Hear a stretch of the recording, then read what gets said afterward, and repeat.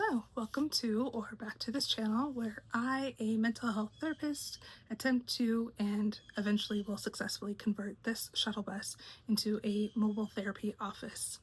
I've highlighted several uses for this bus in the introduction video, but if you're here now, come watch the struggle.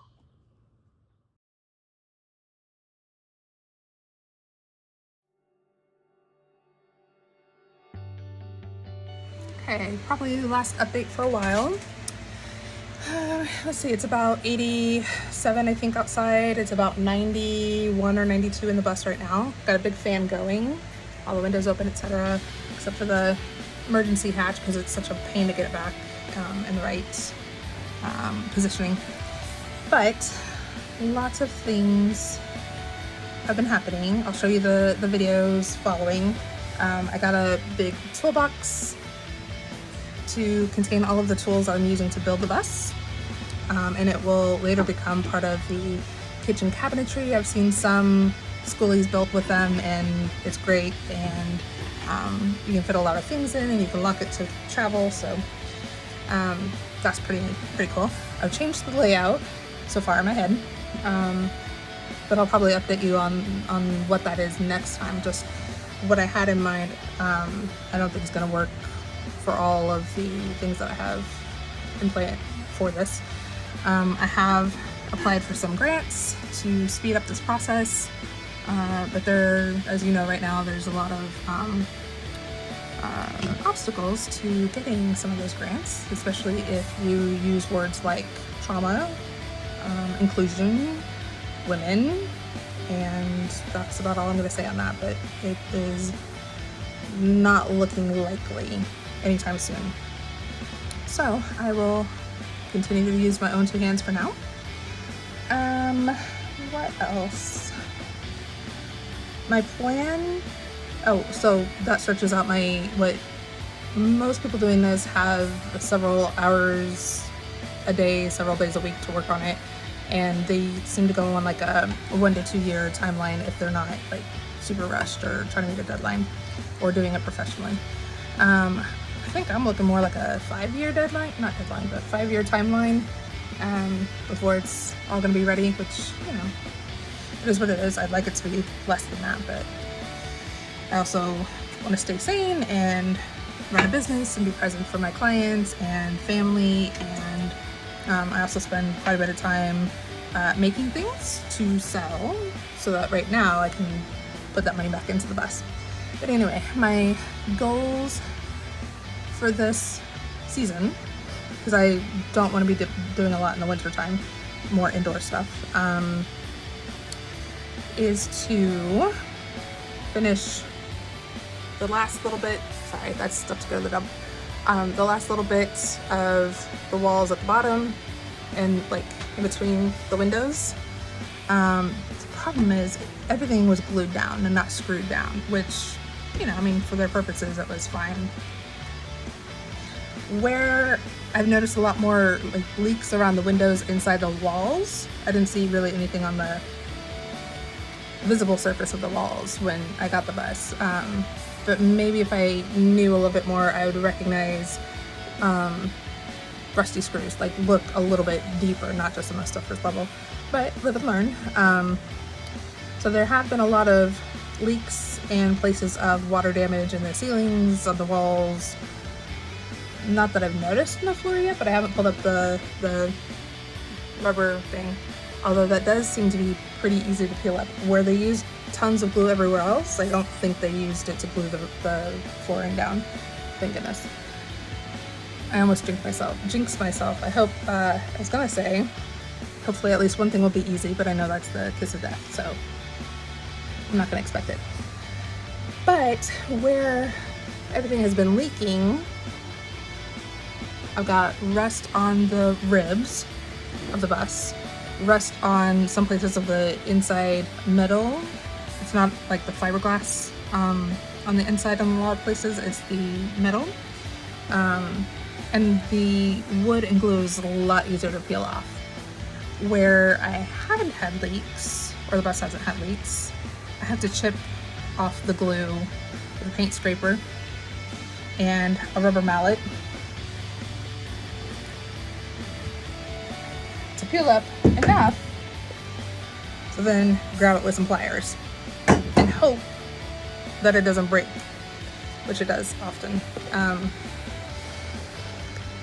If you're a little on the biology gross sides like me, then you'll get this, but if you're not, feel free to skip ahead a few seconds. But if you ever watch those pimple popping videos to like relax, when they talk about friable sacs of a cyst, like that's what they're talking about. Like you grab it and it breaks, and you grab it and it breaks. Whereas when I've had some water damage, it just peels off in one big chunk, and that is so satisfying. But few and far between. What else? Oh, before winter, I want to continue getting all the wall stuff done. I've got a mechanic not far who's going to help me identify what I can do to prepare the air conditioning to be removed.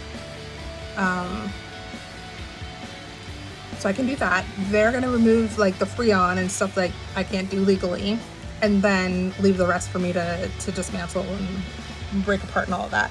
So that'll be helpful. Hopefully save some money there. But I got to get that replaced with a mini split. Oh, and take the heater out, which is just behind these garbage bags. It's a floor heater. Take that out, so then I can replace both systems with a mini split, which will run off of AC, which will run off of solar. Of course, I hear everybody talking about redundancy, so I want more than one heating source. I haven't decided on a second one yet, because I can't always count on solar power. What else? Okay, so I'll need to do, hopefully, replace the escape hatch. Is leaking anyway, and I'm sure like all the framing underneath of it needs to be redone. But replace that with, I'm hoping for a marine hatch, so then I have a little bit of a skylight also, still big enough for somebody to get through in case of emergency, or if ever there's a need to go on the roof for solar, or if ever one day there's like a little luggage rack on top.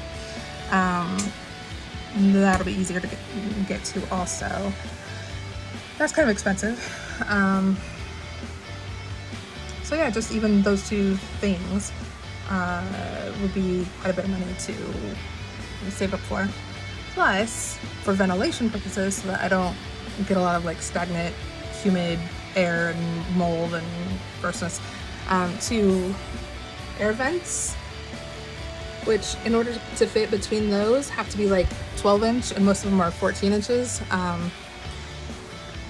But I have found some smaller ones. They're just not in the brand that everybody recommends, so we'll see what happens there. There are some other things that will need to be done. Oh, I had a great phone call with an electrician, and he walked me through how to figure out which wires I want to keep, which ones I don't need or want to get rid of, how to reuse and repurpose some of the wires for other things, and that was so fantastic. And I want to shout him out. I'll just say his first name though, because I hadn't talked to him about this before I posted. But Steve, he was fantastic, and wouldn't necessarily know to look at him, but the kind of guy who did not make me feel like an idiot for trying and learning this, even when I clearly asked uneducated questions and even caught myself. I'm like, that's so dumb.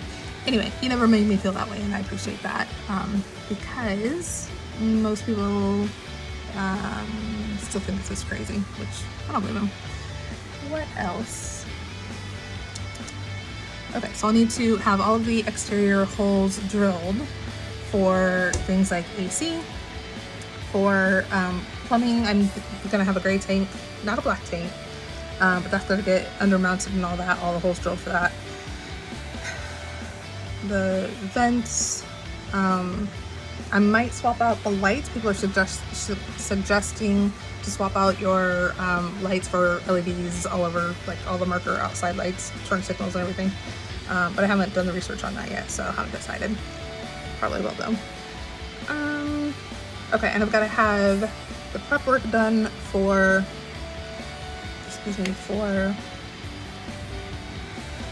solar, connecting solar from outside to inside.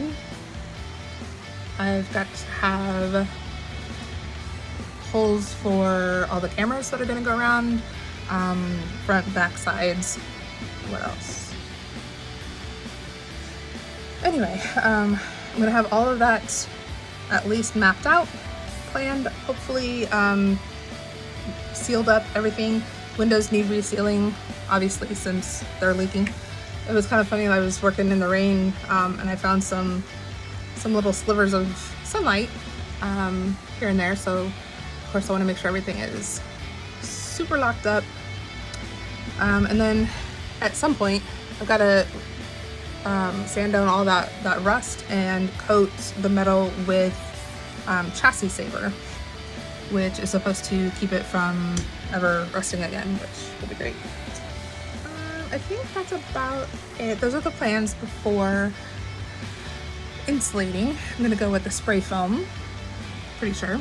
And I'm hoping to have all of that done before winter, so that this winter everything can be sealed up tight. Actually, if I can get it all insulated, I might do some more work during the winter in the bus, but we'll see.